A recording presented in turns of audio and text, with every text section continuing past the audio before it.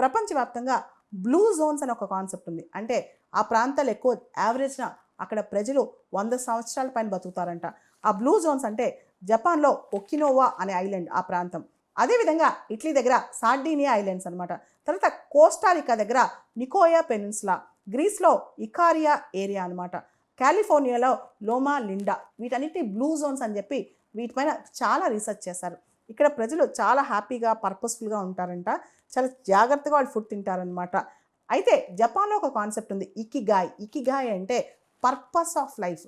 మనం ఎందుకు బతుకుతున్నాం, అక్కడ చాలామంది మంచి పర్పస్ పెట్టుకుని 100 ఏళ్ళు 90 ఏళ్ళు బతికేస్తారంట. ఆ పర్పస్ ఆఫ్ లైఫ్ తెలిసి దానికోసం పనిచేస్తుంటే ఇంకా జీవితంలో అనేక విషయాలు మనం మర్చిపోతాం అనమాట.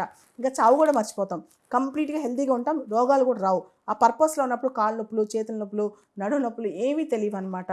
సో అదేవిధంగా ప్రపంచంలో బాగా ఎక్కువ కాలం బతికే వాళ్ళు, ముఖ్యంగా హెల్దీ ఏజింగ్లో ఉండేవాళ్ళు 80% రూల్ ఫాలో అవుతారు.